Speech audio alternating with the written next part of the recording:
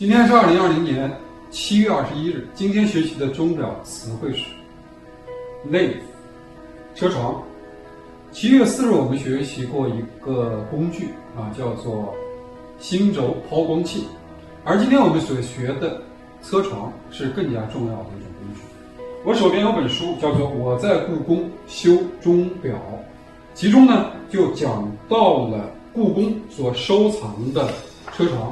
大家看这个车床的形态呢，看上去更加的复杂，而且呢，车床主要是将钟表的齿轮鳞片或切或削的一种工具。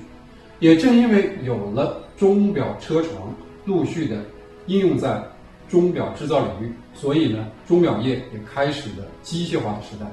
我是常伟，很高兴每天与大家学习一个钟表词汇。